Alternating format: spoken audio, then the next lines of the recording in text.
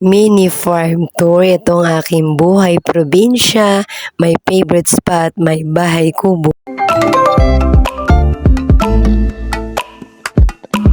Friendly people, for today's vlog, my video, eto nga pala yung akin pong mini farm tour. So ayan, inilibot ko kayo dito sa amin pong mini farm.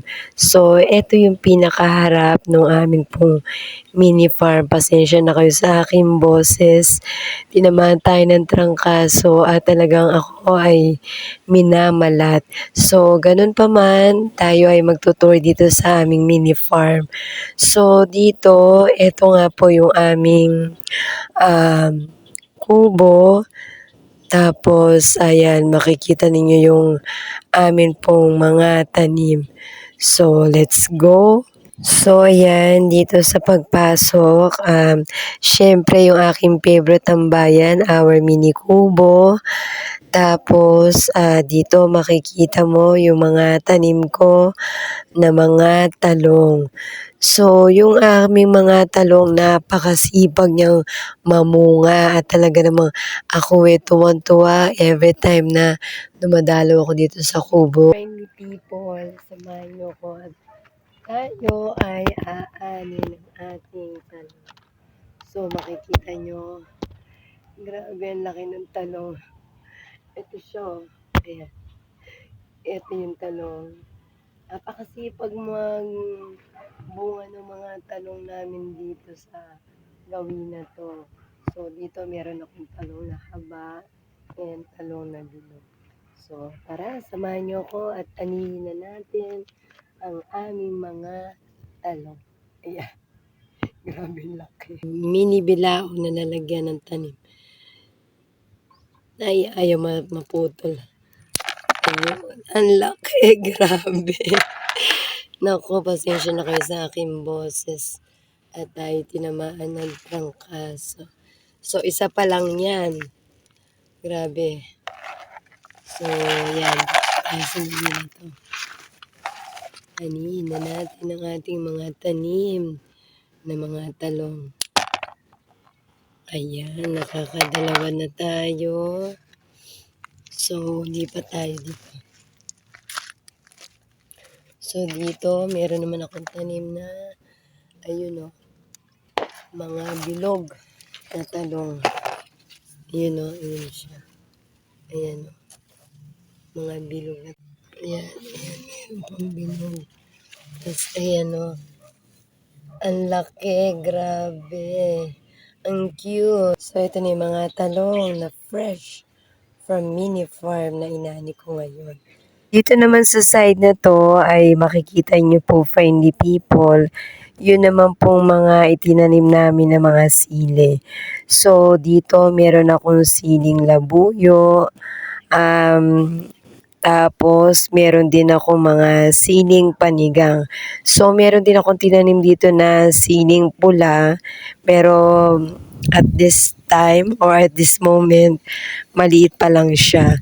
So, yung sili talagang dinamihan ko yung tanim na to kasi nagmamahal ito sa palengke at talagang isa to sa mga pangkaraniwang sangkap kapag nagluluto kami. Friendly people, ayan at tayo ay umani na ng ating tanim na siling green, siling panigang.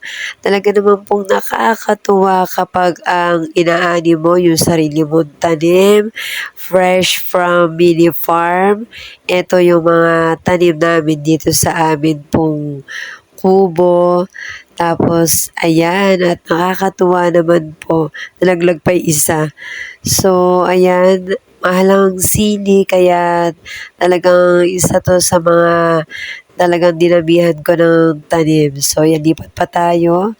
Meron pa dito sili. So, ayan, ang aking pong inaring siling panigang at labuyo. So, ayan, baba tayo. Dito naman tayo sa pangalawang lote namin kung saan ito pangalawang batch na ng tanim ko. Dati kasi itong talong na 'to bago lang 'tong tanim ko, dati yan kangkong. Tapos eto naman yung mustasa, second batch din ito. Eto na ngayon sila, ang lalaki ng mga dahon, nakakatuwa, grabe. Eto yung paborito namin sangka para sa aming sinigang.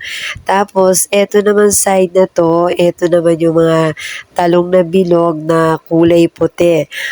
Sabi nung nabilhan ko no'n, maganda daw ito sa pinakbet. So ayan, at medyo malalaki na sila at meron na rin yung mga bunga.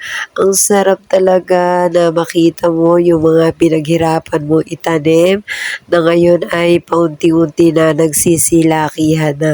Grabe talaga, ang cute nilang tignan. So ito naman yung mga siling panigang. Ang liliit niyan pero alam mo meron na siyang bunga.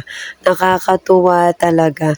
Tapos dito naman sa side na 'to, meron naman akong tanim, panibagong tanim din ito, mga pechay.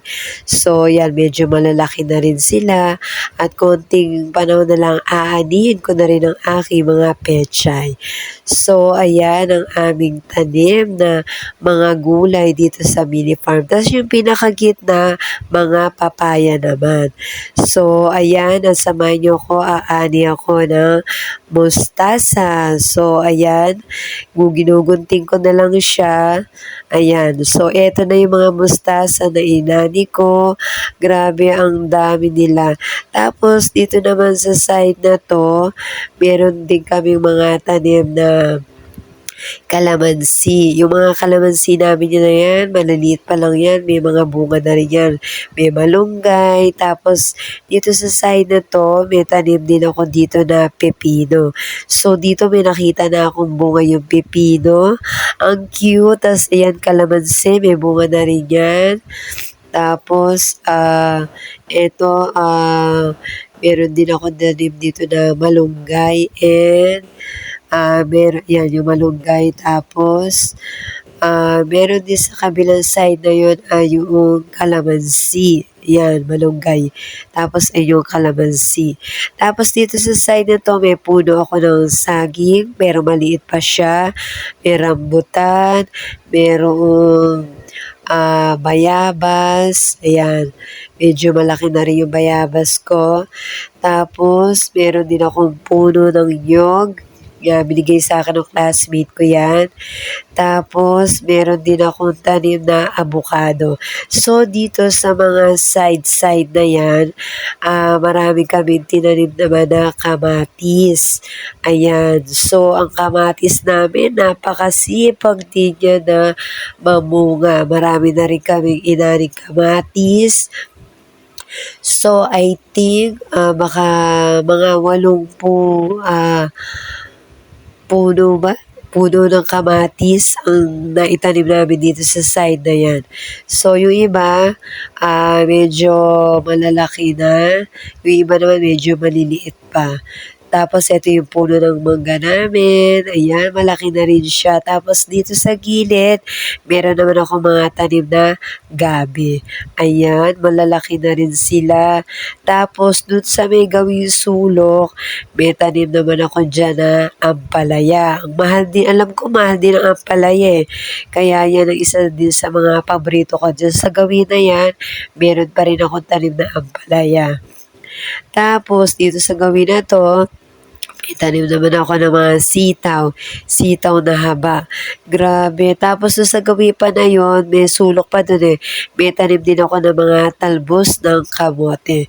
So talagang nakaka-enjoy ang pagtatanim. Ito yung isa sa mga habit ko.